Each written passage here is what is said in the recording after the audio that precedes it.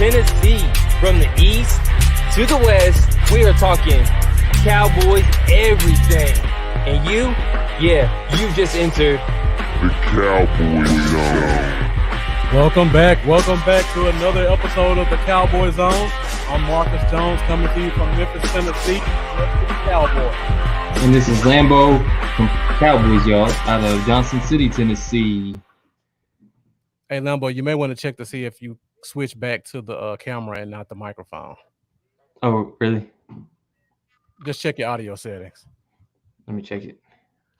So, guys, welcome back for another episode of the Cowboy Zone. We appreciate you guys joining us again this week. Once again, I'm Marcus, and this is Lambo, and we're going to give you an hour of Dallas Cowboys talk. So before we get to talking about the game this week coming up, as you can see, our screen is showing that we're representing, that we're on to Cleveland. But before we talk about that, we have to cover some of what happened this past week. Lambo, I know how bad you take losses. Are you okay enough to talk about this game yet? I'm okay. Okay. It took a while. It took some, no words for it, but yeah, it was rough. I know you take them pretty bad, so.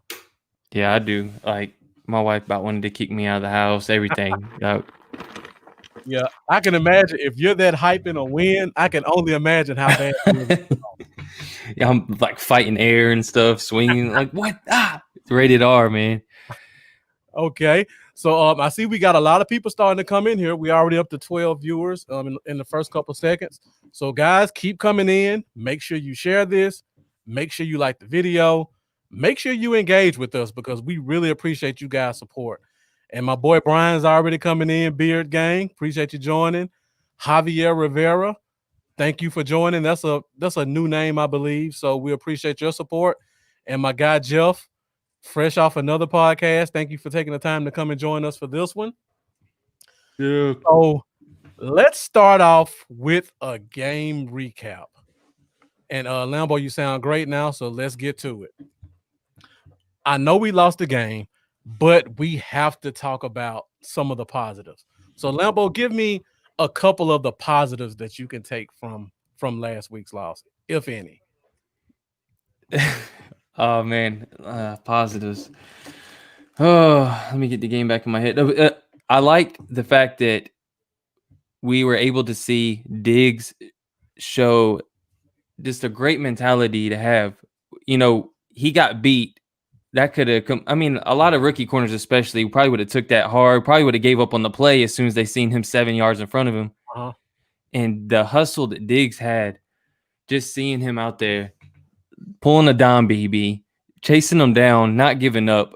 That made me feel really special about him going forward. I mean, I already did. And then we seen that he almost had another pick again.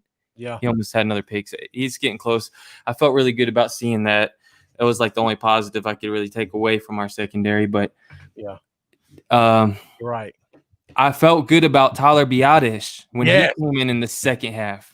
Yes. It took a while for my brain to warm up. I just got back from a football game. I just get all my coaching stuff back out of my head. Right. Yeah, Tyler Biadasz, that was something that stood out to me. That was once they made that change in the second half, that was wonderful. And he showed real strength. And I think he's going to hold that spot down for a long time. I don't think he's going anywhere. For sure. So just speaking on what you just talked about, first of all, not only the Tyler B move, the whole line shift in general. Now, we give McCarthy a bad rap, but this was something I'm very confident in saying we would have never seen under Jason Garrett, where you go in the middle of a game and you realize that what you got going on is not working, and you make a transition to put your all-pro right guard at right tackle, which he hasn't played since college. You put Joe Looney in at guard, and then you throw my boy Tyler B in, Tyler Badass, at center, and it completely changed the look of the game. So I got to give them a shout out for that.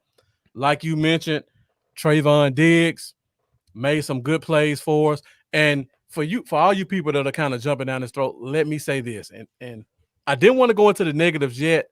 but I got to put this out there. That play where he made that Dunn BB play, that was a mistake by the safeties.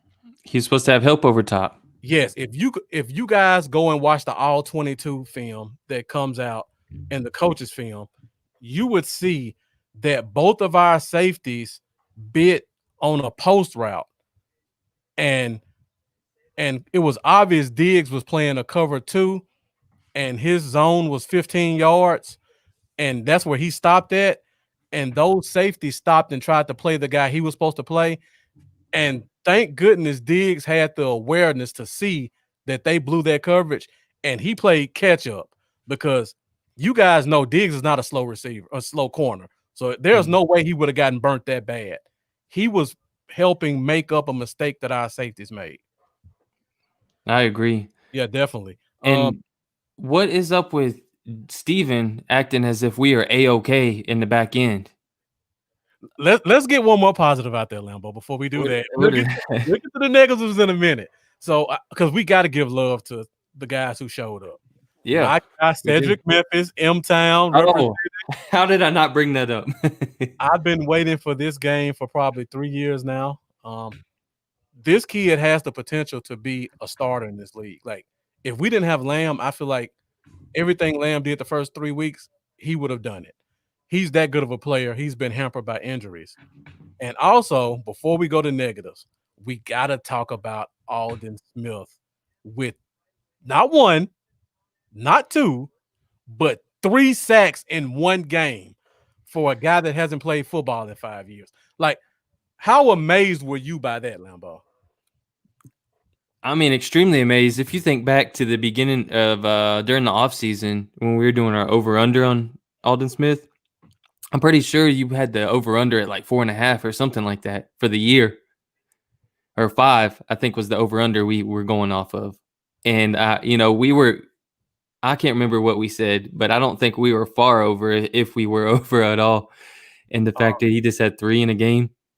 Yeah. And leads the NFL in sacks, by the way. I think I was the only one that said over on 2 sacks. Yeah, you might have. I didn't say 3 for one guy, but I did say over. Well, real quick disclaimer, y'all. Yeah. I look as white as Casper right now. I just got a new camera, and I got the new light here, and I didn't have a time to get everything adjusted right. So don't mind me if I'm blinding y'all. Yeah, for sure.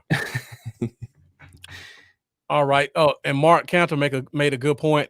It was 3.5. I don't think they officially gave him that half a sack that he got with Antoine Woods, but that half a sack should definitely go to him. So a good catch, Mark. It lets me know you were really paying attention to the game. All right. So now, Lambo, we can go. We talked about the positives briefly. We could talk about the negatives. The floor is yours. If you want to continue what you were saying about Steven and the secondary. Yeah. That's a good place to start, because that's the place we can start.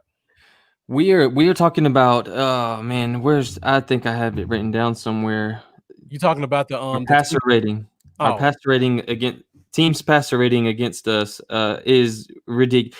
We have allowed a 126.6 passer rating in coverage through 3 weeks. That is the worst in the NFL. Yeah. The safety play has been horrible. We've seen so many busted plays on the back end, just busted coverages. And Stephen Jones is like, we good. Are we really good? Like, what are you doing? There's some talent out there that could be an upgrade. A lot of talent. So yeah, that's one negative I'll start with. It kind of bums me out going forward. Sure. And the problem, like I said, I watched the all 22. They made a ton of mistakes. They kept biting on post routes that were coming 15, 20 yards instead of staying deeper than the deepest man. There are people, I know you guys are knowledgeable football fans, but everybody doesn't know 100% about football. Even the people who are watching who don't really understand defensive concepts, I'm sure you guys all know, if you're the safety, you're the last line of defense. And there's no way you let someone get behind you. And it just kept happening. And that is ridiculous. And I don't know how they could see that and say we're good at safety. I just don't think. I don't either. Yeah.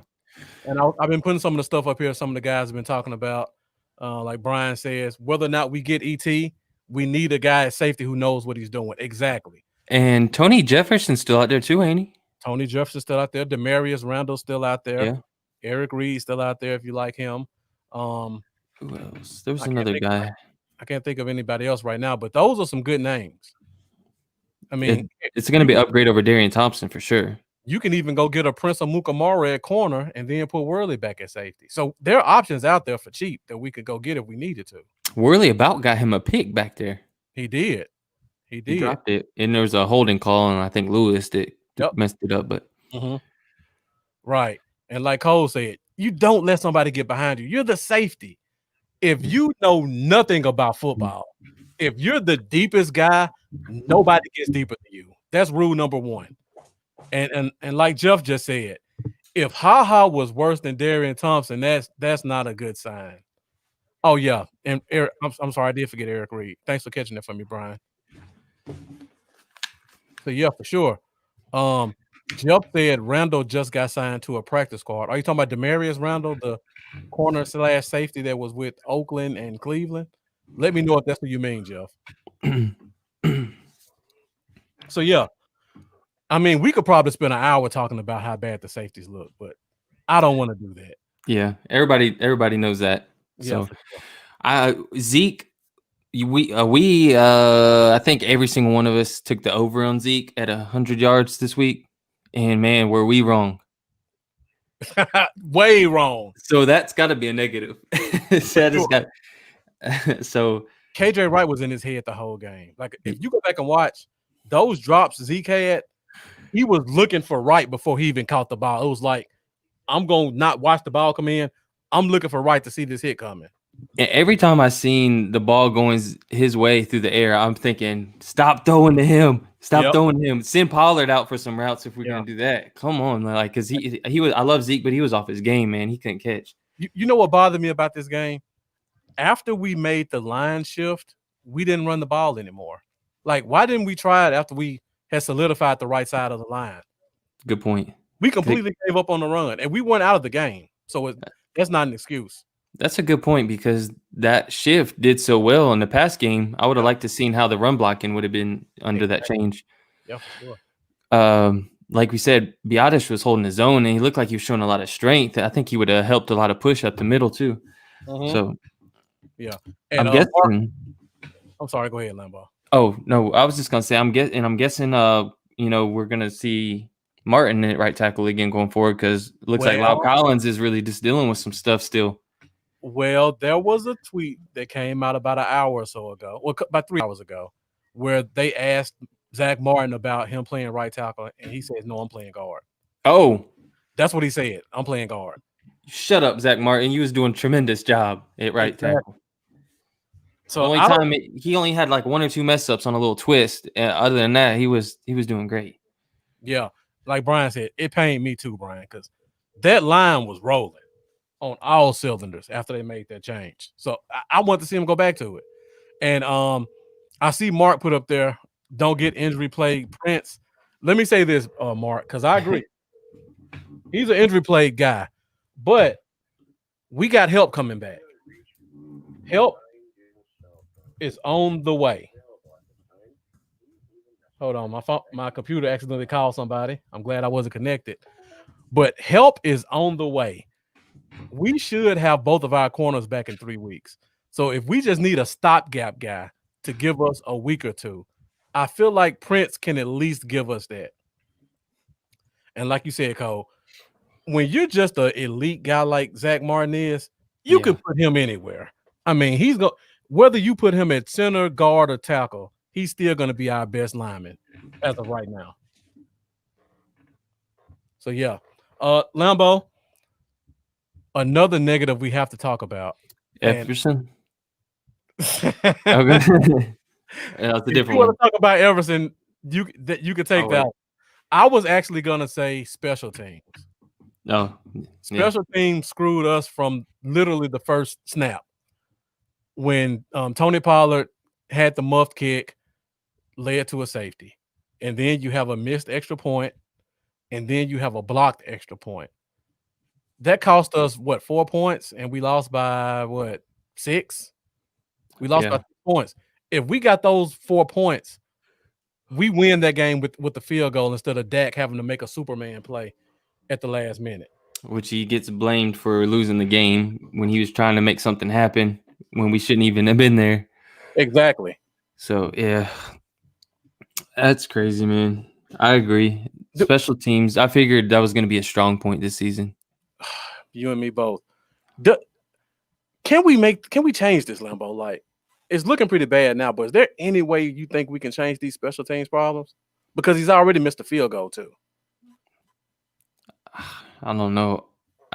Well, I hope so. Well, let's start with this. Should we take Pollard off kick return?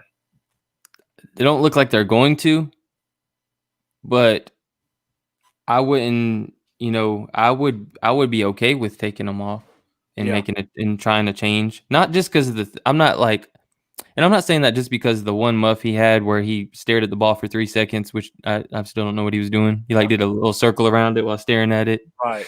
But not just because of that, he's actually averaging 19.56 yards per return, which ranks him in the back half of the league. And that was supposed to be something that we was going to get elite production out of. But we're seeing guys with less talent than him averaging around 28 yards a return. And exactly. So it's not just that his returns ain't doing well as a whole. But yeah, who would that guy be though? Yeah. I really don't know. And Cole comes in and says he has a feeling we're going to make a splash and add a piece soon. Cole, let me know who you think that piece is going to be. Better be Ronald Leary. If you listen to what the Joneses are saying, it's not going to be in the secondary. So I'm interested to think who you think would be that piece. And my guy Marlon joins us tonight. Thank you for joining us. He says the defense really surprises me. I hope you mean in a bad way because I know you're not a Cowboys fan, so you're probably loving it. But I appreciate you joining anyway. And Mark, we've been saying the same thing for weeks. Yeah. The same thing. We've been saying that he wasn't even active the first game, which was concerning as it is too. I don't know what's going on with him. Yeah, Connor Williams looked bad, guys. Like, I would probably say 25% of the snaps he was pushed back at least 4 yards. And that's not an exaggeration. He was pushed way back. There were some plays that were so bad, his guy was deeper than the end who rushed around the tackle. That's how bad he was getting beat. Yeah. That's not good. And if you go back and watch the game, there were at least 2 plays where Zeke couldn't even get out of the backfield because Connor Williams' guy was already right there in his face as soon as he touched the ball. It was really bad. And Zach Martin says he's not playing tackle pretty much. What do you think that means about right tackle this week? I know we're kind of Brandon Knight. Here's my thing about Brandon Knight. Bouncing him around too much. Well, let's hold off on it until we talk about Cleveland, and we'll get back to the offensive line because that's the first thing. Okay. Before we leave Cleveland, and guys, if you got anything else you want to talk about with the Seahawks game, put it in the comments, and we'll put it up here. Terrell Pickney asked about the safety position. The Joneses said they're not going to make any changes, so we have to take them at their word. Unfortunately, exactly. Jeff says 3 pieces need to be added for sure. Mark, you hit it on the head. He's horrible at guard, and that is being nice. Yep, for sure. I agree. Yeah, and like you said, Brian, he does get pushed into Looney and Martin a lot. He's gotten pushed into Knight. That's how bad he gets whooped sometimes. All right, Lambo. Before we leave Seattle, let me ask you, what do you think was the play of the game? Not even a good play. Just what was the play you think made this game turn out the way it did? Well, let me go first so you get what I'm saying. Okay. To me, the play of the game was that 4th and 3. We're up 1 point. You stop them right there. We get the ball back with 3 minutes left. They can't stop us moving the ball. We're gonna at least run the clock out. Yes. That was it. You're right. I almost lean towards the deep post route that went for a touchdown, but that wouldn't have even happened if we stopped them on 4th and 3. You know what's surprising about the 4th and 3 thing that you brought? Now that you bring it up, I completely left my mind until you said it. The guy that's been one of the best defenders through the 3 weeks was the guy that it was Joe Thomas. Mm-hmm. Joe Thomas completely just mental error. Yeah, all around. Diggs had the dude. Joe Thomas followed along and just lost the man he was supposed to be with. I wouldn't have expected it from Joe Thomas. As soon as it happened, I was just like, Jalen. Oh, never mind. It ain't Jalen. Right. But it's just a bad game all around. And Mark, I would agree with you on that play. And like I said, that's a pivotal play too. But we shouldn't even got to that point. We should have been off the field on 4th and 3 at the 40-yard line and basically just been able to run the clock out. But that play was horrible. And that just goes back to how terrible our safeties were playing. Another thing is if somebody other than Alden was doing some work, that would have helped out. But did you see the metrics from the NFL Next Gen Stats data on the pass rush win rate? No, go ahead. I know what you're about to say. I'll let you say it. Everson Griffin is so far down. They have him on the line of 0%. I saw that, yeah. For a pass rush win. That means he's literally never winning a one-on-one. That's not at the edge position with some, he's literally not winning any of those. And he had the nerve to get on Jeff Kavanaugh when he called him out for that. And then these metrics came out just proving it. I mean, it's really bad. There's literally about every starting edge rusher in the league's ahead of him on pass rush win rate. And it bums me out to say that. I'm not trying to be hard on the guy. It's just, you expected when we got him. I know we were all very excited to get the 4-time Pro Bowler, and we just haven't seen that same guy. Yeah. Hopefully we do soon. For sure. If not, in about 3 more weeks, we get Randy Gregory back, and it may not matter. Bring my guy back. Let's do it. Exactly. I'm ready. All right, we're at 23 minutes right now. And, guys, if you have any more comments about Seattle before we move on to Cleveland, be sure to get them in right now. We'll try to do about 5 minutes if possible. Lambo, before we leave Seattle, if nobody else puts a comment, give us your final thought on that game before we wrap that one up and move ahead. My final thought is that a positive I could say going forward is that the team seems to have fight. They don't seem to be just giving. I mean, they're not giving up. They're fighting to the very end, and I like that because we're putting ourselves in these holes. It's not like we're getting dominated. These games, we should have been winning these games, but we're making mental errors and we're hurting ourselves. We're beating ourselves and then having to come back. But I've yet to see them really look like they're giving up or just throwing in the towel. We're in every single game that we've lost. And had it not been for dumb mental errors and mistakes, we should be winning these games. Not to mention all the people we're missing right now that should be on the field. Exactly. I do have a positive outlook going forward for the rest of the season because as the season goes on, they're going to get more. The coaching's going to start to bond more. Yeah. Everybody's going to pick things up more, and people are going to get back on the field. So these mental errors are going to slowly go away, I think. Yeah, for sure. And just to kind of follow up on what you said, within the next month, I said this on Star Game podcast last night, and shout out to Spoonie and Nix for inviting me out last night to talk on your show. Within the next 3 to 4 weeks, we should get back Awuzie. We should get back Anthony Brown. If we believe the reports, we should get back Leighton Vander Esch. And we should also get back Randy Gregory. So that's 4 potential starters we could get back within the next 3 weeks. So this thing could turn around quickly if those guys come back and just from a talent level, take us to another step. And before I go to my final thought, Lambo, I know I ask this probably every week. How long before they just say Alden Smith is the start over one of these guys? It should be now. Right. Let me follow up. I asked you week 1 and week 2. Will did. they officially name him the starter over Alden Smith? You said no the first 2 weeks. Has your mind changed yet? Yeah. I don't know if they will, but I would. They should. Yeah. I I mean, don't see any reason why.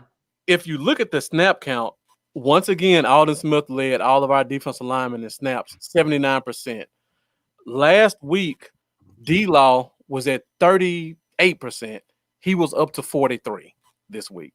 Still not half the snaps for your $20 million guy, but at least it's going up. Is there any way we can retain him after I'll- this season? Yeah, that you think logically will there's a way it will make sense with Dak's contract that he's going to need to get. There's no way we can retain him next year, in my opinion. I don't think so. We have to do it this year. Yeah. We have $25 million in free space right now. If you sign him to a deal before he just completely explodes, let's say it's 2 years, $30 million, $15 million a year. You pay him a $10 million signing bonus. That means on the cap this year, his cap hit goes up $5 million. Next year, you have to find a way to find about 12 or 13 million. I'd rather do that than go through this year, and then next year you have to franchise him for 19, or you have to pay him 15 for 1 year. I'm curious how big the hit is if we just not that this would happen, but I know there's a lot of people out there that would consider it as a good thing. Potentially trading D-Law. You can't after the season. Is it too much of a hit? Too much dead money? They restructured his contract to get us to $25 million. If we were to cut or trade him this year, it would cost us a cap loss of $40 million. Sorry, guys. If we were to cut or trade him next year, it would cost us a cap loss of $22 million. He's not going anywhere until 2022 at the earliest. Yeah. So we just got to deal with it. We got to deal with it. And he's not playing horrible. He is dealing with some knee issue, and he's getting some rushes or some pressures. He is getting some pressures. He's doing good against run. He's just not doing what you would expect for a $100 million edge rusher. Exactly. And like I just covered Cowboys 2068, again, thank you for joining us again. And thank you for joining us on YouTube. We can extend them anytime we want. The question is, will they do it? Because if you wait till the end of this year, he's gone. If Robert Quinn got $13 million from Chicago, what is this guy gonna get with 4 sacks in 4 games? It'll be completely out of our range, and he will be gone. He will definitely be gone. This year, it makes the most sense because you got to think how long he's been out of the year too. I guarantee his money situation wasn't looking too hot. Yeah. I know he probably had a lot of legal stuff going on too, but I feel like right now, if you throw that much money in front of him, he's gonna take it. Yeah, and Cole is putting up an interesting point. He thinks about us trading. I assume you mean trading Alden Smith. Let me know if I'm correct, Cole. If that's what you're saying, no. He's the only guy. He's the only guy we got doing anything on the D line. I'd rather lose him next year, get that 3rd round compensatory, than watch him walk away right now. Yeah. And then just be screwed on the line for the rest of the year because nobody else is really producing in terms of sacks. Yeah, we'll get a 3rd rounder back for him. And even if you traded him now, you couldn't get more than a 3rd for him. Nobody's giving you more than a 3rd for him right now, even though he looks great. Okay, he said not Alden Smith. He's talking about D-Law. Okay, yeah. We can't trade D-Law. $40 million cap hit. That can't happen. That's another reason I don't understand why they made all these moves this year. Because if we didn't make that move, we could have traded D-Law this year. The cap hit would have probably been $5 million, but now it's jumped to 40 because we restructured his deal. So now we stuck with him. And I know Jeff says this all the time. We need sacks, not pressures, not run defense. So yeah, and Cole's thinking outside of the box about Justin Simmons, 26. I think he's gonna be the new staple for that defense with with Miller being hurt, I think he's going to kind of be the guy for them. I don't think they're going to let him go, but they could. So yeah. So we before we move on from Seattle, I got to say my final thought of the game. On Monday, our coaches came out and said, we're good at safety, or we're good in the secondary. We're going to go back. We're going to watch tape. Guys shouldn't be that open. To me, no amount of tape is going to solve those problems because these were simple errors. These guys aren't good enough. Now, I'll give them the benefit of the doubt because I don't think we're going to make any moves. But if you watch tape yesterday and Monday and you fix these problems, if I see the same problems next Sunday, we need to be making some phone calls because there's no more excuses for the secondary and the safeties. They have to play up to where they should play. They're definitely lost out there, Brian. I seeing what we seen last week, I still don't understand why they don't just throw Donovan Wilson out there. What could it hurt? Like, you telling me he will play worse than Thompson in coverage? There ain't no way. It's just like, I don't understand. There's no way that Donovan Wilson could be worse than what's already going on. Like, give him a shot, man. Give him a couple series. Let him get a chance to prove himself, at least if you're not bringing anybody else in. Give him a shot. Sorry, guys. I'm doing some double duty. I'm trying to bid on some equipment.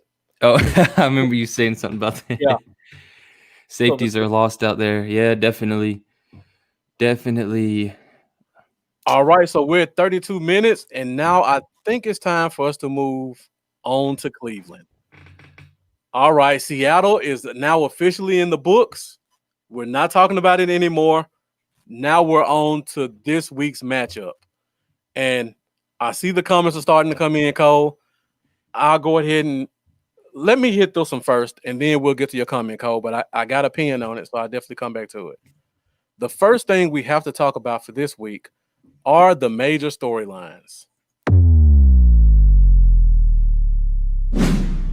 Storylines. All right, so the first storyline we have to talk about is Tyron Smith. There were reports that he was working out on the sidelines, and then there was reports that he didn't practice. Gut feeling, Lambo. Do you think he plays this week? I mean, it does give us a little bit of reason to be optimistic. But if just thinking about it, if I'm in their situation right now, if I'm running the show, he is going to be so important down the stretch. And the way we've been able to play with who we've had on the line these past few weeks against powerhouse type talent and a team like Seattle, I don't feel like there's any reason we shouldn't beat the Browns without Tyron. I think he could play, but given the division and how horrible our divisional rivals are playing, you didn't get your bid. Nope. Lost about $10. When you think about how horrible the NFC East is, and the fact that we're going to need him down the stretch in some really tough games, I feel like we can beat Cleveland without Tyron. Give him exactly, Cole. Give him another week. Let him get rested, and let's put Brandon Knight there. Let's handle these fools. Yeah, you were right on time with that one, Cole. Give him one more week. Yeah. All right, so my next major storyline was the new look offensive line that we had last week, and my question was, do you think we stick with it or do you make a change? And like I said before, and what Cowboys 2068 just pointed out, Zach Martin was asked that question a couple hours ago, and he said he's going to guard. So what do you think that means about the offensive line? I know I asked you before, but let's kind of go through it a little bit more. Do you think that means Steele goes back to right tackle? Yeah. You think we try that experiment again? I mean, yeah, if Tyron's not playing, Brandon Knight's going to be at left tackle. So I don't really see any other way than still being at right tackle. Maybe they'll handle it like maybe they'll start out that way, and if we see the struggles, they'll make the change again.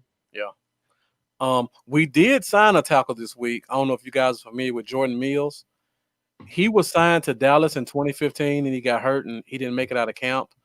And after he left us, He did get a couple of seasons as a starter for a couple of other teams. I think Arizona and maybe Chicago. He is a average to below average tackle to me. So I guess my question would be, is he better than Terrence Steele? I don't know enough about him to judge, but I would say no. I don't know the answer to that either. And Cowboys 2068, thank you for making this point for me. Let me talk about this one real quick. There were reports from Jane Slater that said Steele had a stomach virus, and that's why they pulled him out. Yeah, food poisoning, I think, or something like that. Yeah. Here are the problems I have with that. Number one, it is against league rules to not report any illness or injury. To this day, I have not seen an injury report say he had an illness. Also, on top of that, Lambo, you've been watching football for a long time. How many times have you ever seen a starting player go out of a game and the announcers not address why he was taken out of the game? Have you ever seen that? No. For a starter to just completely leave the field and nobody talks about what happened. Nobody said illness. It was only reported yesterday by Jane Slater.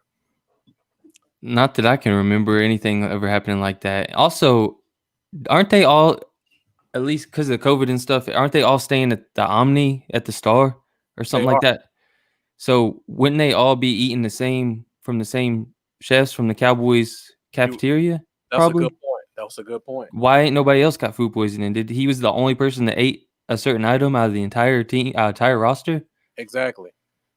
How many times have you heard, and you made the point, Brian, that's what they say, but think back to Sunday.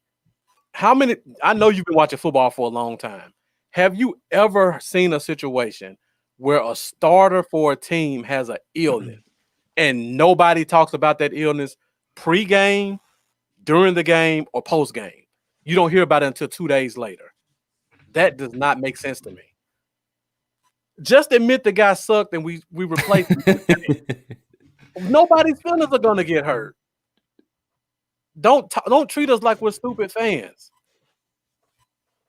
That annoyed me. And on top of that, I didn't see him on the injury report Monday, Tuesday, Wednesday.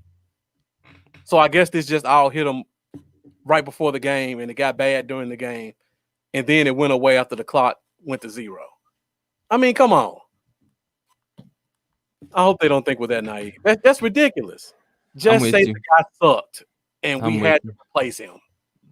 Right. Hey, by the way, I've been noticing it while we're doing the show, and I know it wasn't thought out, but I gotta say thank you so much for putting me on the Cowboys side of this screen and having you on the Browns side. Like, give me the Cowboys. Oh no, come on. You spoke too soon. Man. Yeah, Cowboys 26-8. We just signed a tackle to the practice squad today named Jordan Mills. We got some guy. His name is something Smith. I can't think of it. He's been brought up from the practice squad the past 2 weeks. Maybe they think he's better than Steele right now. We don't know. It's really up in the air for me. I don't know what they plan on doing to tackle. One more storyline before we move on to our next topic. And guys, continue to like, continue to share, continue to leave these great comments you've been leaving. Brian and Cowboys 26-8 have been kind of dominating the comments for a while. So let's get you guys back in there. And Cole, I haven't forgotten your comment before. I'm going to get to that after we make this one last point with major storylines. Lambo, during the game, there was a hit that was shown to CeeDee Lamb, and it kind of looked bad. It was a sideline hit.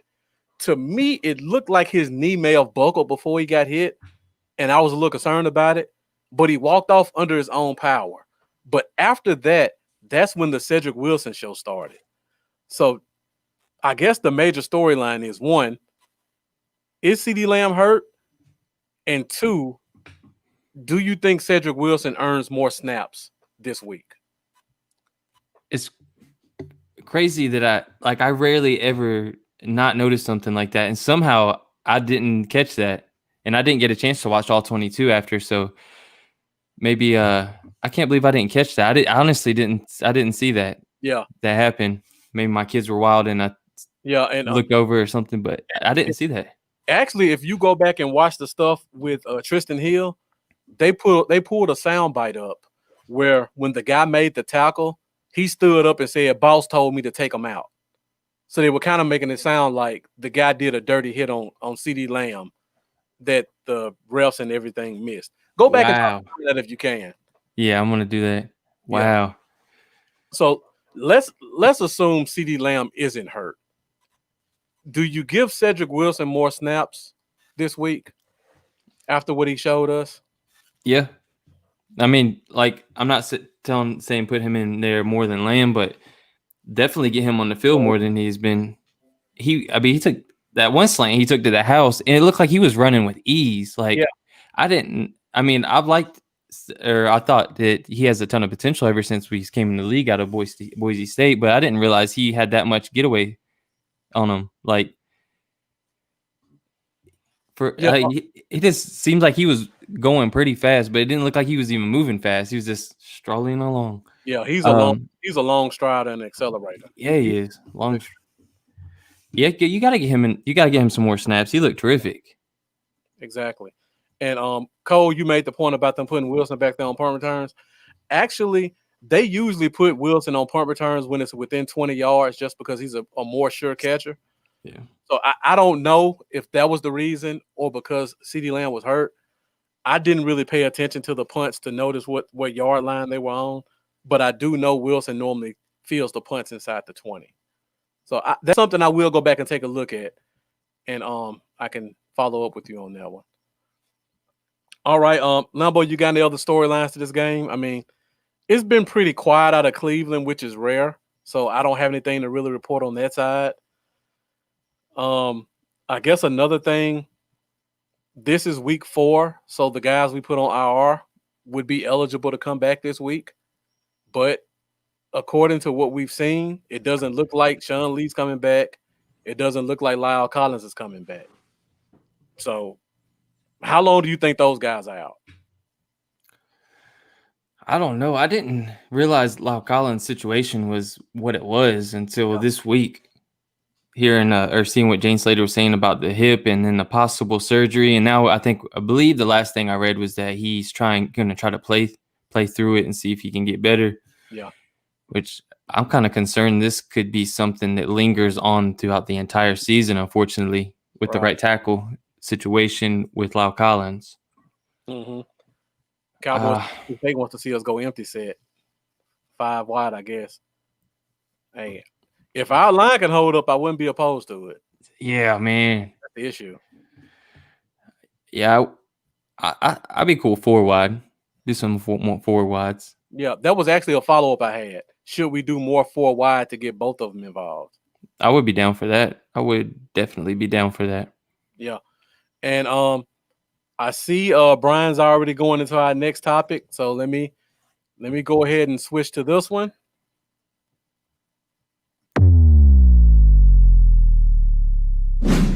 Keys to the game. All right. So since Brian took us there, we'll talk about the keys to the game. The first key to the game, stopping the run game for Cleveland. They have hands down the best backfield in the league right now. Kareem Hunt and Nick Chubb could probably start on 80% of the teams in the league right now. Yeah. And you have to deal with both of those guys who are. Isn't Kareem Hunt dealing with something? A little injury? He's dealing with a groin right now. I don't know. I think he was limited in practice today. I don't think he was did not practice. So that probably means he'll play. But we did a little bit better against Seattle, stopping the run. Yeah. You think we can stop these guys? My biggest key to the game is stopping Nick Chubb. Yeah. My main key to the game is stopping Nick Chubb. And I don't think we're going to stop Nick Chubb really as much as we want to. But here's the thing. if our offense can get hot early and we can go up a few scores on them, they will start to go away from Chubb a little bit more. And that will benefit us greatly because as talented as the receivers are that they do have, Baker has shown that he is very inaccurate on deep balls and just ball placement in general. So I'm not really too worried about us going back and forth through the air against them. We just need to worry about taking Chubb out of the game the best we can. Exactly. And Jeff, thanks for correcting me on this. Hunt didn't practice today, so I appreciate that. If he doesn't practice tomorrow, that probably means he doesn't play. So guys, if whoever's watching, make sure you check out the injury report tomorrow to see if Kareem Hunt practices or not, because that could be huge towards us winning this game. Another thing I want to point out about Nick Chubb, I don't know if we really – I don't want to take anything away from him because he's a great back, but we may be getting a little bit of fool's gold with how great he looks. Cincinnati's run defense is historically bad right now. So those guys both had 100 yards rushing and multiple touchdowns. It could be a little bit of Cincinnati's run defense is not good. And we all talk about Washington and their vaunted front seven. Their D tackles are not that good. All of their strengths come from their ends. We see the two big Alabama guys up front, but they're really underperforming. So just from looking at those 2 weeks and the performances they had against those two teams, there may be some opportunities here. And to add on to that, we get to see more of Jalen going north and south in a game like this, which is his strength. So I feel like if we keep Jalen going more north and south, I think that'll help kind of neutralize Nick Chubb's effect. And then we got DeMarcus Lawrence, we've talked about, hasn't shown much on pass D. He's a great run defender. He is. So that doesn't concern me as much as it may you, but it's still a concern and something we have to be aware of. Yeah, and not letting Myles Garrett wreck this game is going to be big. That's another key. It is. He's second in the entire NFL in total pressures generated right now at 19. The only guy ahead of him is Aaron Donald, who wrecked us. So, I mean, this ain't no joke dealing with Myles Garrett right now. He's playing out of his mind. I could have swore I seen him dealing with a slight, I think, injury, but maybe I'm wrong. I think you're thinking about the other end, Olivier Vernon. I think I saw him on the injury report. Yeah, maybe it was him. And Cowboys 26-8, like you said, you got Big Poe, you got D-Law and Griffin. This should be a good run D. We got to get Poe lined up and playing right. And somebody made a comment earlier. Let me go back and find it. Mark Cantor made a comment about Noah Nye and No Gallimore, and we don't really understand what they're doing and why they don't do a rotation. This is a game I want to see those guys in because Nye is a great run defender as well, and so is Gallimore. Yeah. So we need to get those guys more in rotation so that we can see what we have on the bench. Speedy Guerrero looks like a new name, so thank you for joining us. Thank you. Appreciate you joining us on YouTube. So make sure whoever page you're on, subscribe to their page, and also subscribe to the other person's page as well. I'm Bluff City Cowboys and Lambeau is Cowboys, y'all. And Brian, like you said, run defense worries me as well.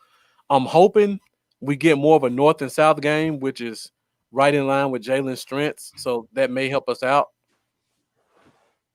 Van Wild, another YouTube guy. Thank you for joining us. I don't know where Oz is, so please elaborate on where that is. But again, appreciate you for joining, and make sure you subscribe.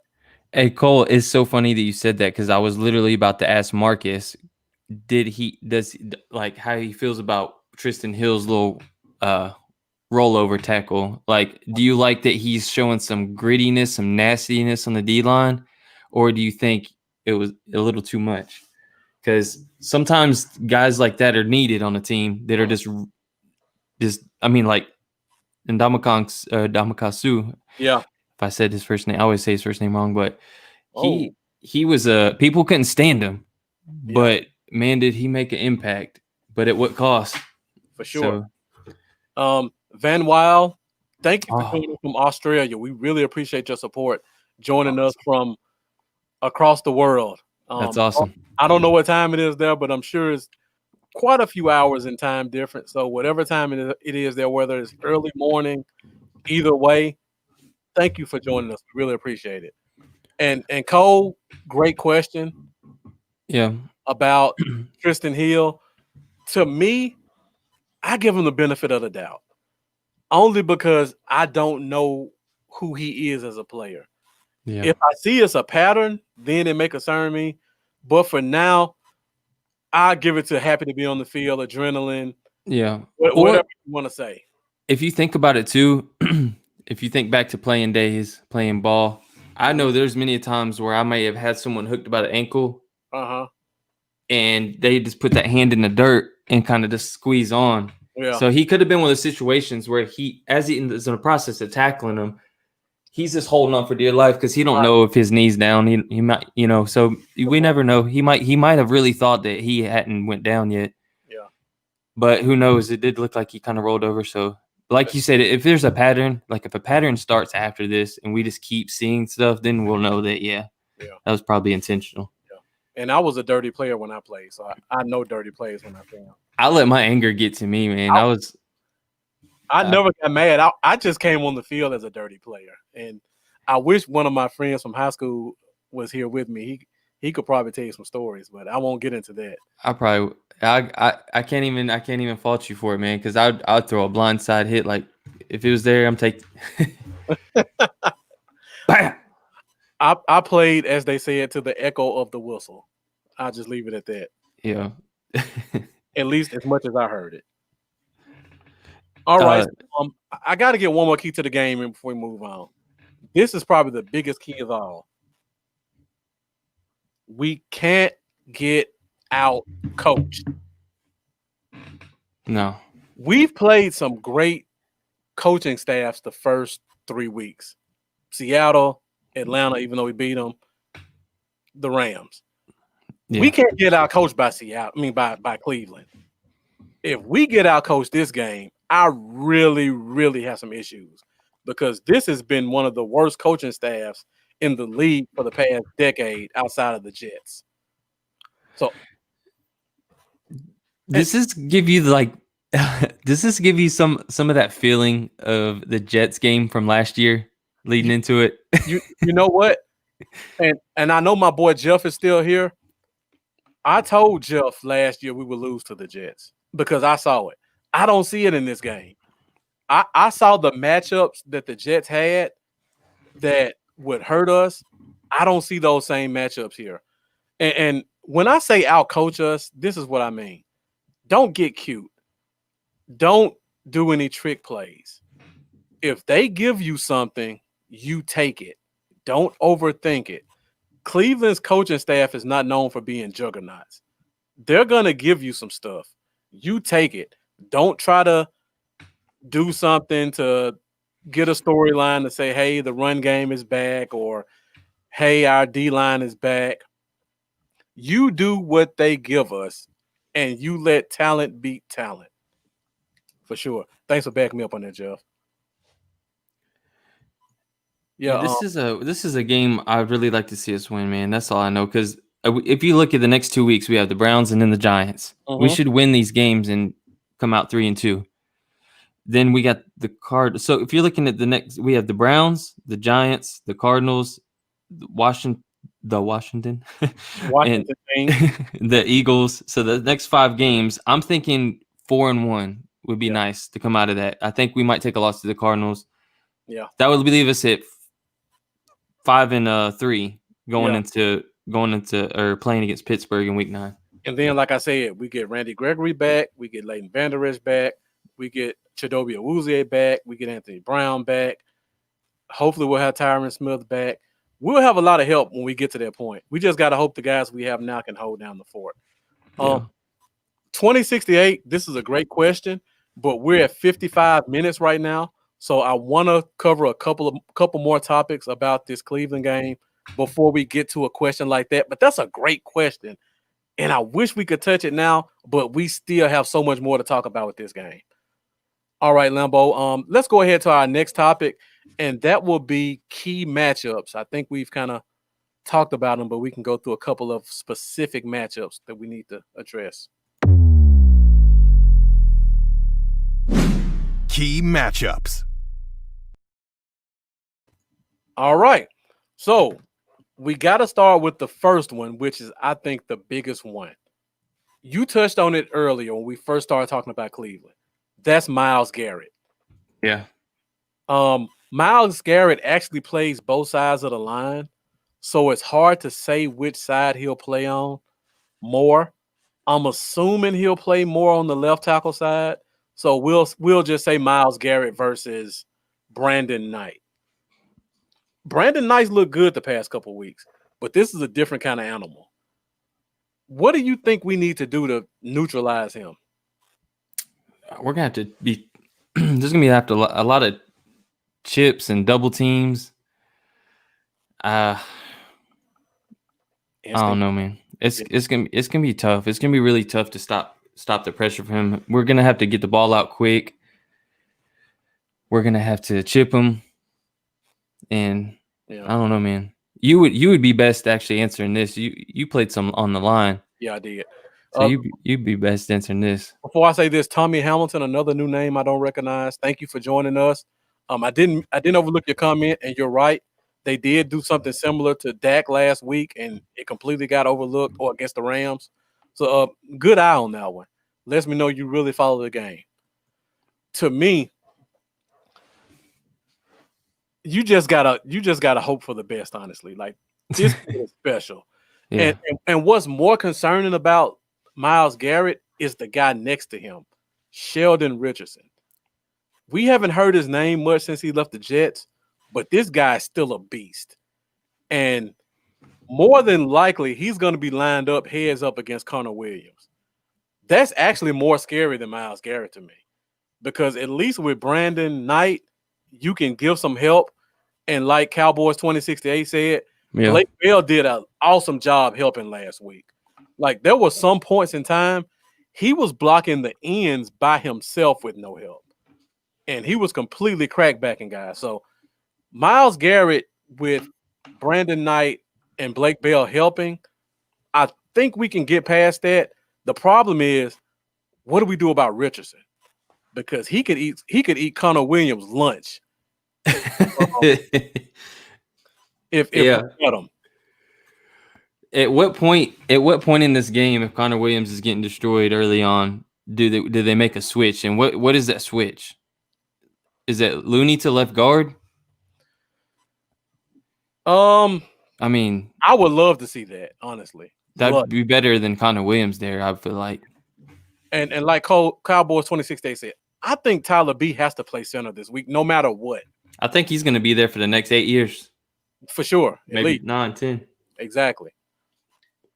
And Cole, I think you're kind of on the same lines with me. I'm more worried about Sheldon Richardson than Myles Garrett, because we have ways that we can neutralize Myles Garrett on the outside.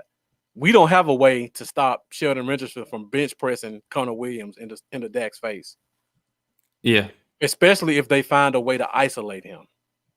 And if you don't control Sheldon, that's going to make Myles even more dangerous, because this going to be pushing Dak out. Exactly. Right where he don't want to be. Exactly. Good point. All right. And they could just put put Myles on the opposite side and let Myles bring this in, Sheldon bring this in, and now Dak has nowhere to go because they're coming at him just like this. And his only hope is that he can step up in the pocket. So that can really be concerning with those two guys. The next key matchup, and Brian put it up a few minutes ago. I didn't forget it, Brian. It's our corners versus their receivers. Lambo, I'll go first on this one because I made you go first quite a bit. Brian, actually, I'm not that concerned about this matchup. And it could be optimism from me. But to me, Odell Beckham's just a name right now. He hasn't shown me anything to say that he's the dominant 150-yard take over a game guy that he was the last time we saw him with the Giants. I don't see him being better than Julio. I don't see him being better than Metcalf. I don't see him being better than Robert Woods. That's just me. And Trayvon Diggs did a great job against all three of those guys. So I feel like if we have Diggs on Beckham, I feel like Diggs can hold his own.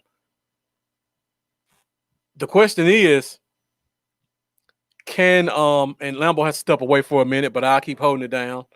The question is, will our safeties be in the position to help if they need to, if they put them in a corner in a cover 3 again or cover 2 like last week? If you guys follow us, like I know some of you do, last week Lambeau and I both said Tyler Lockett would destroy this team, just like Russell Gage before that, and just like Cooper Kupp the week before that. Our team has problems with quick, shifty, fast slot guys. Jarvis Landry is not a quick slot guy. Jarvis Landry is a physical route runner. And I feel like this game matches up well with Jordan Lewis because Jordan Lewis is a physical slot corner. So we don't have to worry about a lot of quick breaking routes or speed routes going across the field. I feel like Jordan Lewis is good enough to be able to hang with Jarvis Landry inside. Jarvis Landry is a good enough player. He's going to get his. But I don't think we're going to have 120 yards and multiple touchdowns like we saw with Gage and with Lockett. So I'm not really that concerned about corners versus receivers as I know some other people may be. And I see Cole just came in talking about he's scared Odell Beckham's going to torch us. I mean, when was the last time Odell Beckham torched somebody? I mean, honestly, I know we're all diehard Cowboy fans and we don't really keep track of a lot of teams. But I can tell you, I can't remember Odell Beckham just having a great game in Cleveland so far. If anything, I see a bunch of frustration from him. And like you said, Brian, and I said it as well, safety over top. If we're running cover 2 and we're relying on our safety being there to help and he's not, that does concern me. So I'm hoping we see more cover 3 this week, which will mean Diggs' job is to stay with Odell Beckham the entire way, and then the coverage kind of rolls to the other guys. I hope that's what we see. But if we see cover 2 again and we saw the crap we saw last Sunday, I'm terrified. I broke that down quite a bit, Lambo. I don't know if you got anything to add with corners versus receivers. I'm not afraid of their receivers. How about you? And I apologize for that, everybody. I had to step aside real quick. The wife heard somebody tapping on the back window or something, so I had to go do a real house check real quick. Grab the gat. But nobody's there, so we're all good. Yeah, I don't. All right, so they got talent. They got talent for sure. Dangerous wide receivers. But I'm not scared, and the reason why is what I said earlier. Baker Mayfield just don't scare me. I feel like he's inaccurate. I feel like Odell could have his 10 yards beat, and he would still miss him. Yep. So I feel like I'm just not as worried about him being consistent enough to take advantage of those receivers against us. Great point. I'm not that worried. Great point. And this is why I love our fans. These guys are really thinking outside of the box. I didn't even think about this. Oh, yeah. Brandon right. Get his revenge. Cowboys 26-8. Didn't even think about it. Thanks for bringing that up to me. If he gets a one-handed interception on Odell, I will lose it. If he gets an interception in period, I lose it. But yeah, that's a great point. That's another storyline we didn't even cover. So no. Hold on. Before we go back to that, I got to give you this one. Storylines. Brandon versus Odell Beckham. Great call, Cowboys 2068. And Jeff was kind of leading to my next one. Hooper versus our linebackers, specifically Jalen. Austin Hooper's been pretty quiet lately, but he has that Stanford background. They paid a lot of money to bring him in. He's been pretty quiet. This could be one of those get-right games for him because he's still a talented guy. He dominated in Atlanta last year. So what do you think we can do to help neutralize the tight end? Because that's an easy throw for Baker, unlike throwing to receivers. Well, if Brandon Carr gets some work at safety, more work than he did last week, I feel like he would be a good matchup on Hooper at times. Yep. I'm not really scared of Hooper at this stage either, but Jalen, I don't want Jalen covering him more than he has to.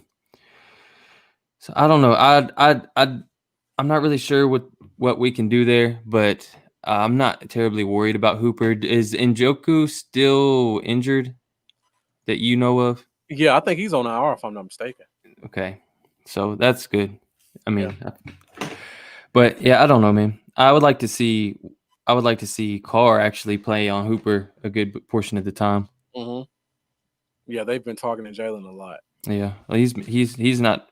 Somebody help me out. Can Alden cover a tight end as well? Probably as well as he's been playing. Yeah, and I don't know if I want him covering the tight end. Not when he has the capabilities of getting 3 sacks a game. No, I need him at the line. Yeah. Yeah. And Van Weil says he's not happy with the new coach.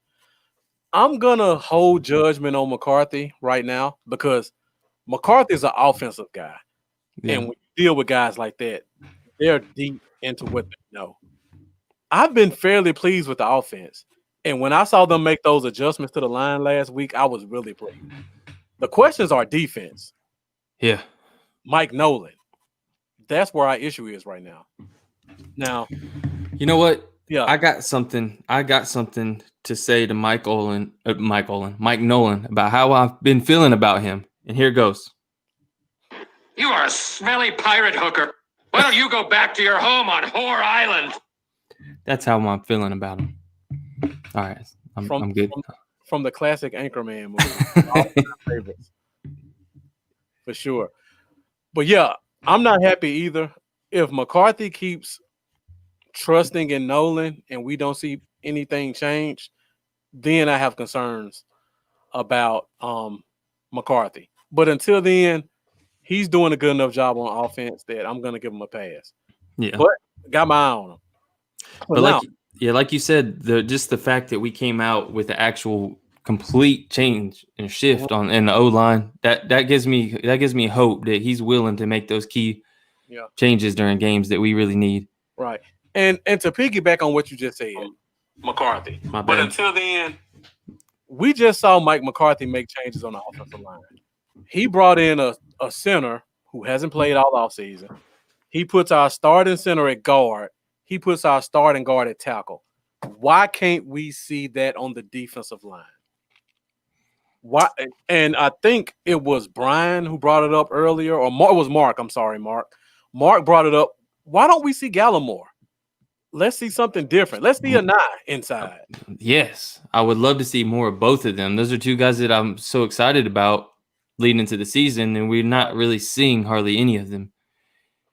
Yeah, let's hope Poe gets a stomach virus this week. Stomach virus, right?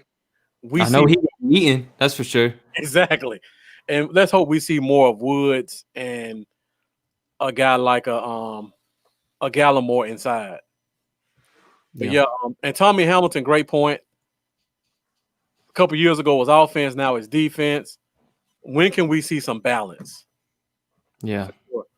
And this is kind of slightly off topic, but Greg, I expect to see some weaker. Go ahead, you're good now. Repeat what you just said. Lost you again. All right, we got Lambo frozen right now, so you guys can just enjoy that picture that's up there, and I'll keep the show moving. We're at 1:10, so we'll probably go another 15 minutes. The phone lines are open, so if anybody wants to call in, you're more than welcome to call in and join us for these last 10 to 15 minutes as we continue talking about our game versus Cleveland.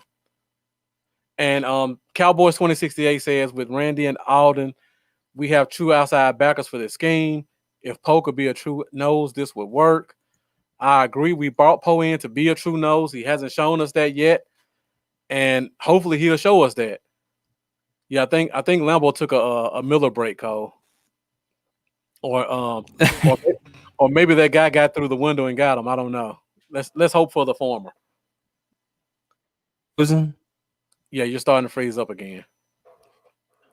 Sorry. But yeah, phone lines are open if anybody wants to join us. We got two more topics that we're going to go Let me go check my internet. All right, go ahead, do your thing. We got two more topics we're going to talk about before we get out of here. And these are some of you guys' favorites, I know. So while Lambo is gone, let's move on to our game predictions. So I think Lambo may be coming back to us now. So Lambo, we're moving on to game predictions.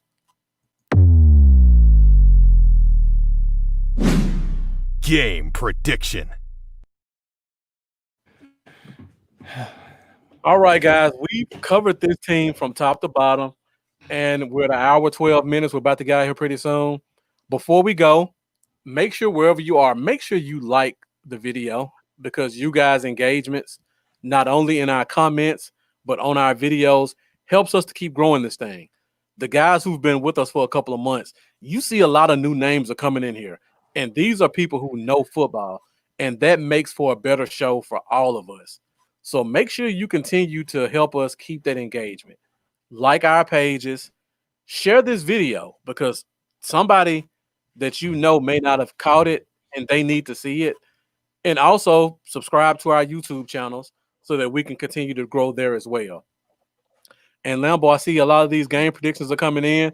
So you give us your game prediction first in terms of what do you think the score will be?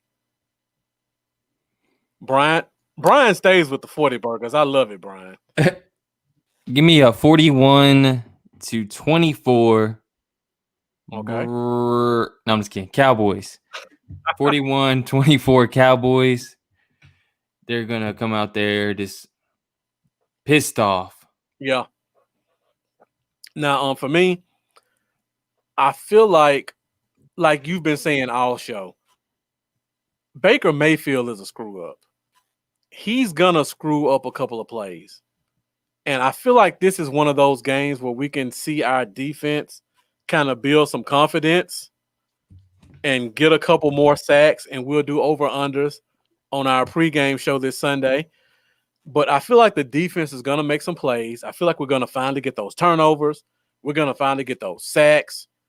I think our offense is proven nobody can stop us if we get average blocking. So I feel like we're going to start this game off clicking on all cylinders. I think we're going to score every drive we have. Oh. And I feel like I'm not going 40 burger, though. I feel like there's going to be some field goals in there. I feel like the score is going to be a 37-24 Dallas. I like it. I really feel like we're going to have about 7 or 8 series this game. I think we're going to leave every series with some points. And I feel like Cleveland is not going to be able to keep up with that pace. I could go higher if I see a couple of key guys are missing from them, because I believe both of their corners are still hurt right now.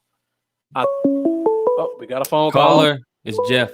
No, it's 713. So it's not Jeff. Shoot.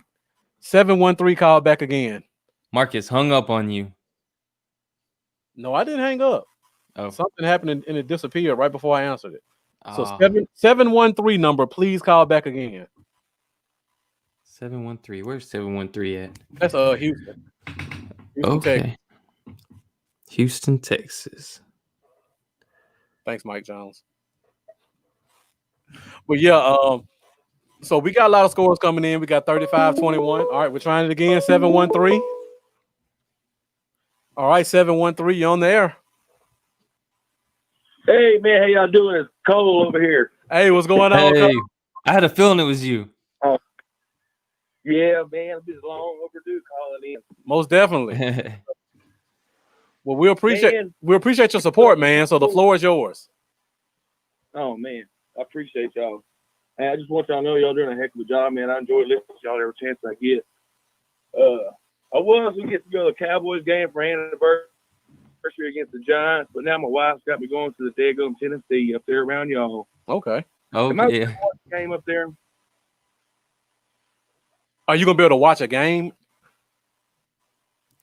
Yeah, am I gonna be able to watch it up there? You mean watch it on TV?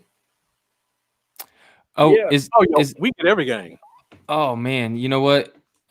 What part of Tennessee you going to again?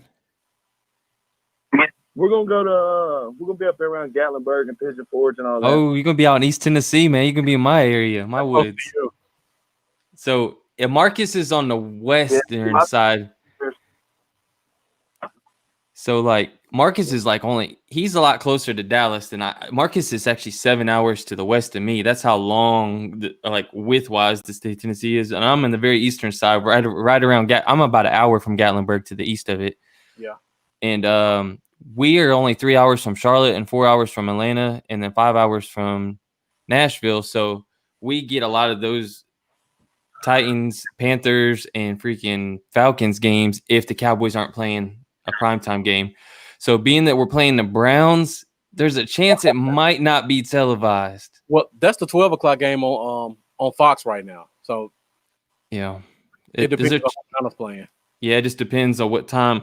Let me see if I can check and see what time Atlanta and the Carolina is playing. Yeah, that will give a better insight on it. So while Lambo checks that out, congrats on the anniversary.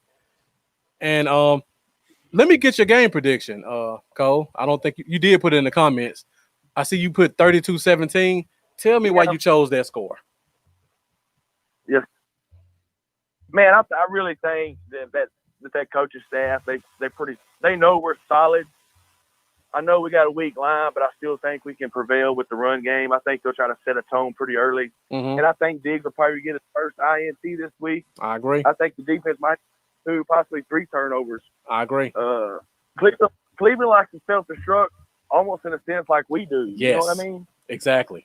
Kind of play a similar style of football. You know, both of us do. You know, we got another running back too, and Tony Pollard's last wide receiver. But I mean, I kind of see both teams pretty even balanced, but I feel like we have more playmakers on our side, even on the defensive side of the ball. I really think we do. I agree. I think this is the week, to make that statement and set the tone for the next. When's that Pittsburgh game? Like what, week 8? Week something 8. Like that, week That's 9 it. maybe?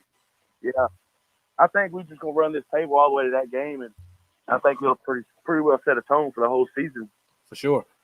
I feel like if we don't let Baker Mayfield get play action passes, he's going to screw up big time. The only way he's successful is if that running game is going and he can he can make plays off play actions and bootlegs, which is what we should be doing, honestly. Yep. And that's what makes Cleveland scary, man. Like y'all talked about earlier, them running backs, especially if Kareem Hunt's available, man, they're going to be tough. They really are. And tough after the year he had last year, and he's had a good year this year. Yeah. That dude, man, he's unstoppable. I mean, he's right up there with, in my opinion, Derrick Henry and Dalvin Cook, all them guys. Definitely. I think he's just as good as any of them. Yeah, for sure. But, yeah, I really think we're going to try to set that tone and just put our foot down. Oh, yeah, most definitely. So, especially if Poe doesn't step up, because I hate to put him as a key to the game, but you almost have to hope he has a great game. Because if he could just hold his spot, that would be major in stopping the run game. He doesn't even have to penetrate. Just don't get pushed back 5 yards. So Falcons have a 4 o'clock game, so that won't interfere with the 1 o'clock game. But Titans and the Panthers, both of their games are 1 o'clock games. So there's a good chance in the eastern side of Tennessee, where we're close to Charlotte and close to Nashville, that those could be the 2 aired games. I'm not sure yet, though. Is Tennessee at home or away? Good point. Because if they're at home, they sometimes black those games out. That's true. I'll have to check on that. So yeah, if Tennessee's not at home, Cole, you may have a good shot at getting the game in Gatlinburg. If not, I'll meet you at Buffalo Wild Wings. Yeah, you can always go. Hey, man, another thing I've seen a comment earlier about Gallup. Mm-hmm. Man, if we look back at all three of these games, who's been our deep threat? It's been Michael Gallup. Yeah. That dude called a 40-yard pass plus. And even in week one against the Daggum Rams, when we should have won that freaking game over that BS call. I mean, who was our go-to receiver at that point? It was Michael Gallup. Yep. I had looked at him all game, but that dude is our deep threat. Yes. Yeah. I love me some Michael Gallup. And Tommy Hamilton says go to Buff BUFF stream online. He's in Australia, so I'm pretty sure he knows where to find the Cowboys game better than we do. Probably. Yeah. Reddit usually has it on there too sometimes. I'm sure it's a lot harder for him to find the game than it is for us. So if he says Buff stream online is the place to find it, I would probably check that out if I were you. Yeah, I'm thinking I might. All right, Cole, you got anything else you want to talk to us about while we got you here?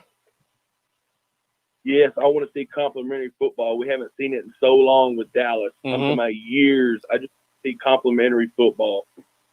For sure. I'm with you. Guys, keep it up. All right, man. Hey, thanks for calling, Cole, man. It's good talking to you, bro.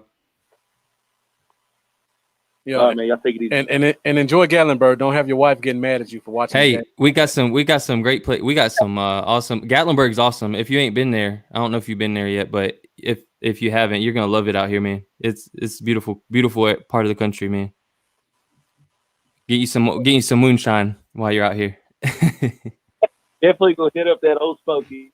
Yeah. All right, thanks, Cole. Appreciate you joining us. All right, man. All right. See you, man.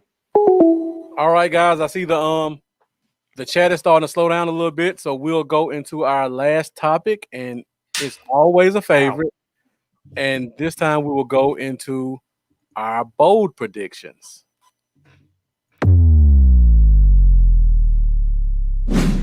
Bold predictions. All right, and as we go into bold predictions, we have another phone call. All right, caller, you on the air? What's up, guys? This is Jeff. Jeff. What's up, Jeffrey?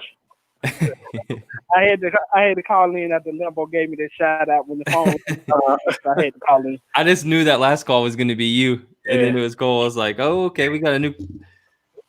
That's fun. Oh yeah. All right, guys. So before we close this thing out, we're at bold predictions right now. So let's get your bold predictions in the comments. We got a few people still watching. So let's close this thing out strong. You guys have been making great comments up to this point. Let's close it out with some other great ones. I honestly haven't thought about a bold prediction yet. I haven't either. I'm still thinking about Alden Smith's 3 sacks last week, and I'm still amazed by that. So bold prediction: 18 sacks. I'm just kidding. All right. So Jeff, since you're on the line, I assume you called in for this segment, so I'm assuming you have a bold prediction. So while me and Lambo think of ours, let's get yours.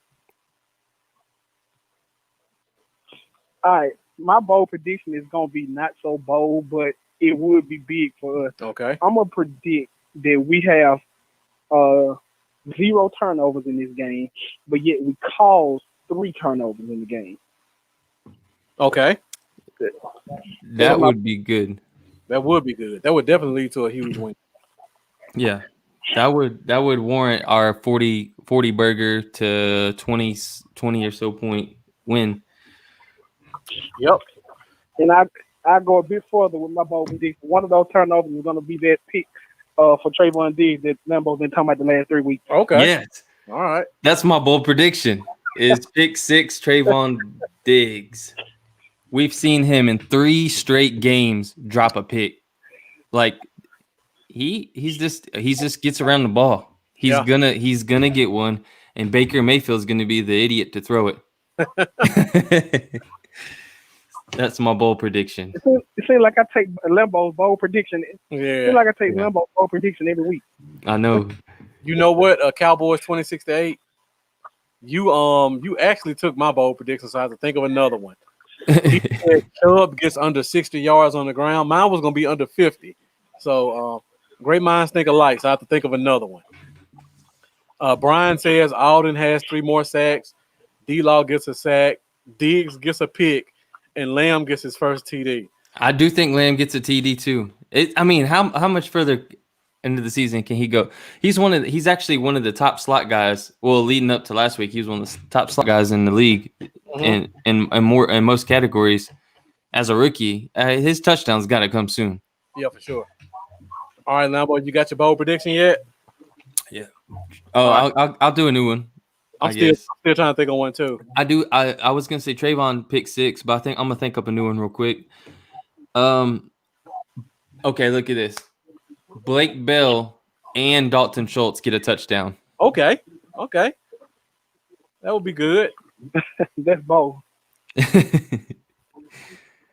That's bold. I'm gonna say neither Cleveland receiver gets over 100 yards. That would be good for our secondary. Yeah, I think that can happen. That would be good for our secondary, but does that mean their run game is going to get off? Hey, I didn't say all that, Jeff. I just said they hold them under 100. Lamb would have to be back there first, unless you mean punt. Yeah, Cabrera. I don't know if that's a new name too. Thanks for joining us, man. Yeah, thank you for joining. I don't know if you pronounced it Joaquin or Joaquin. I bet Joaquin Phoenix, like the actor. Yeah, that's what I was thinking. We're gonna say Joaquin for now, but just in case we see you again on a future show, give us a little phonetics in the comments so we can pronounce it correctly going forward. So yeah, for sure. And then Tommy Hamilton says Dak for another 400 yards and 4 touchdowns. You know, that's bold because not only is he the first Dallas Cowboy quarterback in Dallas Cowboy history, obviously would have to be Dallas Cowboy history. He's the first Cowboy quarterback in history to have back-to-back 400-yard games. If he has 3 in a row, that's just ridiculous. But that means the game's closer than we would like it to be, probably.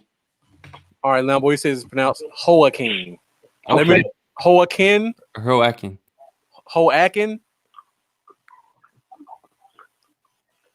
We'll get it. Don't worry. We'll get it right. Thank you for joining us, still. So hopefully you'll continue to join us, and we'll get more chances to get it right. So is it Joaquin or Joaquin? It's one of those. It's one of them. Joaquin or Joaquin, 1 or 2. Just put 1 or 2 up. And if it's neither, let us know. Brian coming with the bold predictions. Hill gets a strip sack. And Jalen scores. Hey, I would love to see that happen. He's done it before. Oh, you got me for you accidentally. I see what you did. You accidentally added the G on the end. I was like, who is Jay Long? I'm assuming it's Jalen. Yeah. Joaquin. Okay, Joaquin. Okay, we got it. Yeah, Thanks, Cole, great point.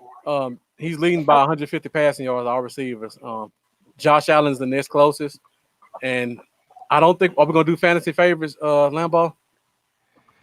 Because I want to give Jeff a shout out because he has both Josh Allen and Dak Prescott on his fantasy thing. Yeah, we could. Yeah, let's do it. All right, let's get 2 more bold predictions in there, and then we'll go to our fantasy favorites. I want to throw another bold prediction out there. Go ahead, Jeff.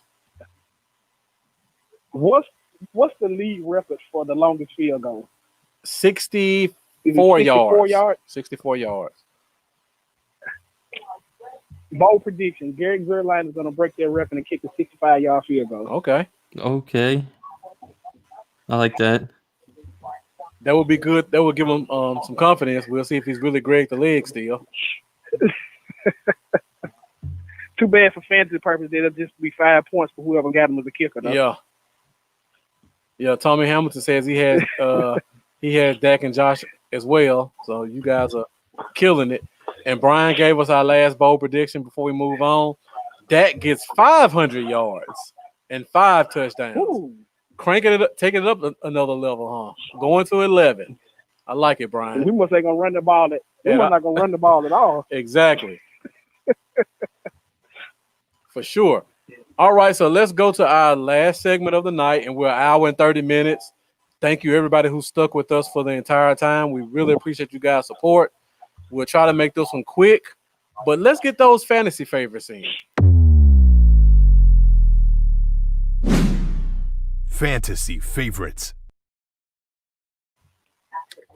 All right, so for me, the fantasy favorite in this game, I think Amari Cooper finally has that game. So I'm looking forward to seeing him take advantage of Greedy Williams or whoever the other corner is. And I think he cracks the 125 mark and multiple touchdowns. And as I say that, Cowboys 2068 asked the question, how bad is the Browns secondary? Well, the Browns actually have 2 first-round picks in their secondary. They have Greedy Williams, or Greedy Williams was a second-round pick, but he was a highly touted guy out of LSU. And then they have, what's his last name? The other corner. Denzel Ward. Denzel Ward came out the same draft as Baker Mayfield. So they have 2 highly touted corners, but they're both injured. And in the third corner, Kelvin Johnson. The third, about him. Yeah, Kelvin Johnson. And they're both of their corners are injured right now. I doubt more than one of them plays this week. And to me, neither one of them are really transitioning well to the league. So I think this is the game where Cooper gets open early and often, and Dak just keeps feeding him. So I give Coop the fantasy favorite in the game, and outside of the game, I'm going with a defense, guys. I know Jeff is probably going to think I'm going Denver because he fought me to get him in our fantasy league. But I'm going the Rams. The Giants are horrible offensively. And the Rams can come in there and really embarrass them. And I think the Giants have to go across the country to play them at LA. And teams always have a jet lag when they do stuff like that. So I'm looking for the Rams to score 20 points defensively. Lambo, you want to go or you want to let Jeff go? I'll let Jeff go. I'm still trying to think up my outside of this game guy.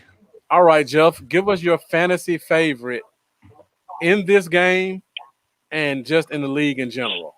And guys, let me get your fantasy favorite in the game. I'm looking right now. I see Cole pretty much has Zeke, and I'm sure from Brian's bold prediction, he has Dak. So, Jeff, where are you going? Fantasy favorite.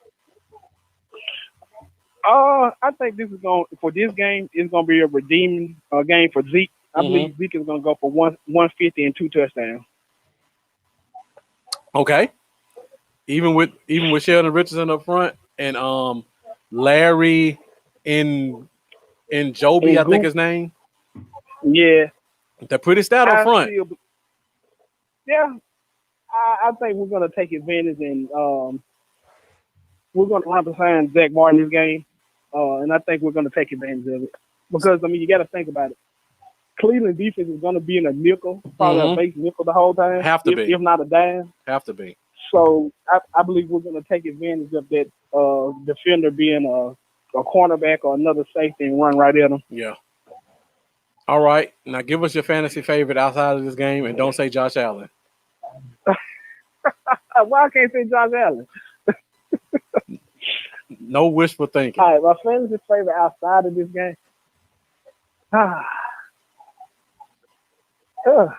Outside of this game, I gotta go with a bounce back game for Lamar Jackson. Okay. He didn't play well Monday night. The Ravens as a whole didn't play well Monday night. So I think that Lamar's gonna be on a mission Sunday. I believe he's gonna be on full display. He's gonna have over 100 yards rushing, probably 1 touchdown, and 2 or 3 through the air. I believe he's gonna really put on the show. All right, now see Cole has. I'm gonna go with Lamar Jackson. Lamar Jackson and Zeke. Okay, and I see Cole has See? Russell Wilson, and who do they play this week? The Seahawks play Miami, so that one I think that one could actually be a sneaky bad game for us. Miami secondary is no joke. I'm not Yeah, saying but he's I gonna don't have a think Byron Jones is playing. yeah. I don't think it's gonna be a bad game for Russ, but I don't think it's gonna be a 40 burger like he had last week. Brian has Cooper Cup as a fantasy winner. Again, the Giants are terrible. They have no corners, so Cooper Cup could really take advantage of that game. Before you go, Lambo, got another question. It's about Washington's pass rusher. I think it's bad enough he won't play the next week. I think they already announced he's not playing this week. So I don't know how that affects your fantasy team, I'm assuming. If you got Lamar Jackson, it's making you real happy. Oh, yeah. For sure. All right, Lambo. Don't keep us waiting in suspense any longer. Who are your fantasy favorites? For this game, my fantasy favorite is Dalton Schultz. Okay. Bold He prediction / fantasy favorite. Dalton That's a bold Schultz. prediction. I like to pick the less obvious guys sometimes. And like Dalton Schultz, he had 10 targets at Atlanta. He did. He had 6 targets last week against Seattle. And the Browns, he has a favorable matchup with as far as them versus tight ends, they're ranked 30th when it comes to fantasy wise versus tight ends. So he has a good matchup as far as this game, and he's had 16 targets over the last 2 weeks. Yeah. And I think he's going to be a guy that goes under the radar. Obviously, that's why he's been getting pretty decent amount of targets. There's so many other people for teams to focus on. But you look at the Browns defense, they've already given up 22 catches and 3 touchdowns to tight ends through the last 3 weeks. So I could see him having a sneaky good game. And so I like him for this game. And then Jeff, again, the guy that I had on my mind, Lamar Jackson. I like him this week at Washington. Way to go, Limbo. He's got to have a sour taste in his mouth after throwing for 97 yards or something like that. So I think he's going to come out there. I think Washington will still have a pretty good pass rush, even with Young out, if he's out. But I think Lamar Jackson's just going to go off this game. Yeah. I hope so. I want to see them get destroyed. I could definitely see that as well. So those are our fantasy favorites for this week. And guys, in the comments, thank you again for participating in that. We really appreciate you guys' comments and your support. I think we're about to get out of here pretty soon because we're almost at an hour and 40 minutes. Jeff, before we go, do you have any closing thoughts or any questions or comments you want us to discuss before we get out of here?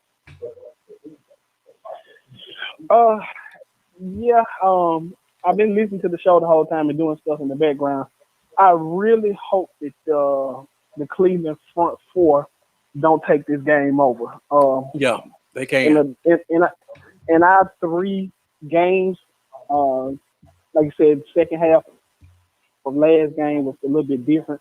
I've seen a trend, and like I said, we've been getting whooped on both sides of the line. And Cleveland, like you said, their front four is no joke. Olivier Vernon is overrated, but he's still a pretty good end. Myles Garrett is going to require attention, and also Sheldon Richardson. So this game can easily get out of hand if our offensive line don't do what they need to do and handle the front four. And it can really become a game more than we want it to be. Yep. So I think that we may even need to, tickle with the idea of seeing where Garrett lines up and do some chipping on him on a lot of plays. We need to try to frustrate him and slow him down. Because if we do that, then there's one main person and one less person that we got to worry about. Speaking of, we've seen Zeke really chip guys in the past and put them on their back. How awesome would it be to see him catch Myles Garrett one time, put him on his back, just bam when he's not looking. We've seen him knock some pretty big dudes down doing that before. I would love to see it happen to Myles. Hey, we've seen some pretty big dudes knock him down too. Yeah, Aaron Donald manhandled him week 1. Yep. All right, Jeff, you got anything else for us before we go? I know we covered a lot, but there's still some meat on the bones. Nah, I'll probably try to tune in for the pregame. And, Okay. As normal, I always like the show. I enjoy it. I don't be able to leave a lot of comments as much as I want to. So, like I said, most of the time I'm helping get the kids ready. Marcus, you wouldn't know nothing about that, but me and Lambo know about that. I was gonna say I know all about that. Like that. Yeah, you know all about that. But like I said, I always enjoy the show, and it's becoming a thing that I do every Wednesday. Look forward to the show. We appreciate your support and your comments as well. And Cowboys 26-8 said he got out of here too. So thank you for joining us again. As always, great comments. And make sure you subscribe to those YouTubes. And Jeff, thanks, man. We're about to close this thing out and let you go. All right, I'll holler at y'all. See you, Jeff. And also, for those upset we're 1-2, if it makes you feel any better, the team I coach, the Cowboys, 4 to 6 year olds, my 2 sons are on the team. Our little Cowboys are 3-0. So there's some undefeated Cowboys out there in the nation right now.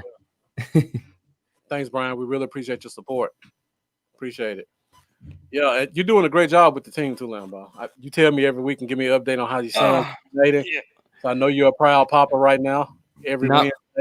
Not bragging, but I mean we've been 33. We won week 1 33-13. Week 2 we won 29-12, and today we won 29-7. Yeah, it's been fun. It's real fun. Hadn't even been close, huh? Oh, we're like actually letting off the gas in the second half of every single game. So it's been great, and my son's defense has been killer, and I've been really proud. Yeah, well, that's awesome, man. Good to see them getting back on the field actually, because I know. Yeah, just playing. Yeah. And Brian, preaching to the choir. We should be 3-0 at this point.